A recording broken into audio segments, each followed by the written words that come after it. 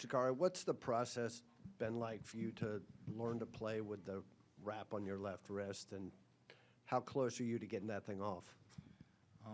It's been, it's been challenging, like as most would expect, like not being able to, do the same things I was before the injury, and just been trying to adjust my game to it and playing with it instead of trying to fight it, and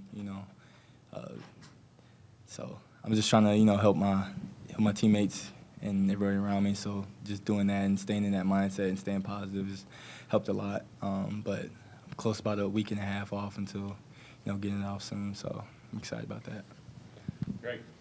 You guys hit the 20-win mark today. You're 20-3. What's been the key for all the new pieces to come together and to have the success that you guys have had so far this season? Really just, sticking to our process, coming in every day ready to get better, not sitting on, the success we had the night before, maybe the loss that we had before. So just coming and getting better, and then Dallin, he keeps us in check, keeps us all together, make sure we have that mindset coming in every day. And then Coach, the coaches do a great job keeping us just, staying on it, getting on us, and, making sure we can't, making us know that we can't, relapse. And so just keep it going. Thomas, and then David, and then Nathan. Yeah, Jacari, if Syracuse basketball is known for like one thing, it's their zone defense. You went up against a zone for pretty much the entire game. What adjustments does that type of defense force you guys to do as individual players, and how do you guys think you did? I think, for us, I think just moving the ball around, making the defense move is really key. And we practice that every day in practice, and I think we did a pretty good job of that, executing and trying to get them out of it, as much as possible with our execution. So I think that's really it, and just, us doing it every day in practice.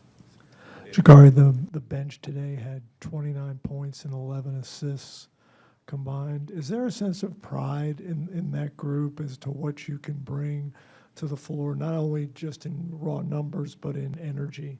Oh, yeah, we call ourselves the benchmob. That's something, we take pride in every game, and when we come in, we bring the energy, either lift it up or, maintain from what the starters bring in. So that's just something we take pride in, and we enjoy doing that. That's something, we like doing. So. Nathan. Did it take you some time to get the confidence back, shooting-wise, after coming back from the injury? And where are you right now? Like you were kind of in a groove today. Yeah, I've just been, sticking to the work, trying my best to get used to it and playing with it. It's been hard, not being able to, have that same range of motion and mobility with it. But I think just, and the guys around me encourage me every day, tell me to keep my head up, even though when it's hard too sometimes. So just coming in, sticking to the work, and people around me. Chris.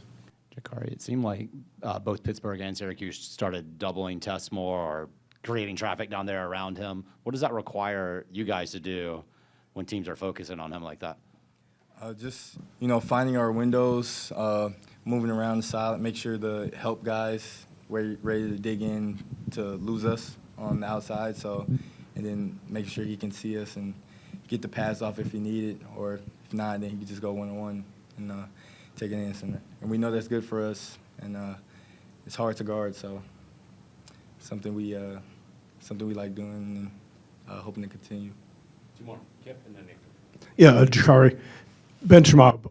I like that. Who gave that nickname to the group, and is there a leader or a spokesman for you guys? Devin was, he made the name up, and it just became a thing with like the whole bench. So we all just, that's what we do. Even in practice, like it's bench mob all the time. So I guess, we're really all spokesperson, really. But I think Devin's really the main guy that started it. So. When you hit that first three, the video board showed some fans wearing some shirts that say Jacari. I guess that's like the fan section. How does that make you feel? You got some fans here in the crowd wearing Jacari T-shirts, fan section pulling for you. Yeah, it's really cool. I like even in those games, like against Pitt, when you don't get to score as much, but still have that energy from the fans, and it's uplifting, and it's encouraging. It keeps me going. So even when it's hard too, so I appreciate it a lot. Thank you. All right, we have Ugo, Jeff, and then Greg. Hey, Ugo, Jacari was just in here. Are you guys aware of kind of how excited the crowd gets when he hits a three-pointer? Yes. Like, Jacari, he's had his ups and downs, since his injury. So coming back, like again, ups and downs, especially at practice and everything. The good thing about our team is we always there to pick one another up, and Jacari is like one of the best people that I hang out with because he's like 10 feet away from me at the path. So it's like I always go to his place. Like I'm always chilling with him and Sam. So, someone that's been in that situation with injury and everything, I know what it feels like, and we need someone like Jacari in the team. So it's like whatever we got to do to cheer him up, that's what we always do. And trust me, I'm always cheering him up. I'm always picking him up. Because I know what it feels like coming back from injury and like you're not feeling yourself and everything. So I'm always there for him, and the crowd is there for him too. I'm really excited whenever he shoots a three, even if it's going in or not. As long as he's shooting it, I'm happy. Yeah, I was going to ask, Sam has made at least 4 threes in 3 of the last 4 games. What's it do for you guys offensively when you're getting a three-point shot consistently from Sam? I mean, someone like Sam, and Jacari, the way they shoot, like, it really helps the team a lot, because when it comes to the pick and roll situation, and I'm going off of Sam's side, it's either you tag me or you sit with Sam, and most times they're tagging, and that gets Sam a great shot. Whenever Sam is shooting the ball, like we know that it's going in, like there's no two ways about it. You feel me? Whenever he misses, we like the rim shifted or something like that. But whenever he's shooting the ball, like we know the ball is going in, and we have we are so what's the word? Confident in him? Yes, yeah. I got most confidence in him. Like whenever he's shooting the ball, so him and Sam and Jacari, like whenever they're shooting it, we don't have a problem with it going. Like we don't have a problem with it. Okay, Jordan. Ugo, in today and in previous games, you've been able to establish yourself by getting in the post late in the shot clock, Yeah. jump hooks. You've been able to make a lot of those. How has Coach Odom been, helping you, gain confidence and everything like it's that? not Coach Odom, it's Tess. Because he's really good. With his post plays and everything. So it's like watching him, how aggressive he is in the post, and I know I can do the same thing too, but it's like, in situations like that, it's like, how physical are you, and like, what I watch the most when Tess is posting up is like, how physical he is whenever he's going to the basket, I know I'm pretty physical, but sometimes it doesn't look like that, so watching someone like that, it's like, okay, this is what he did, and this is how he got to the basket. And I got to do the same thing in a way. So, Ugo, Jacari, right here, sorry.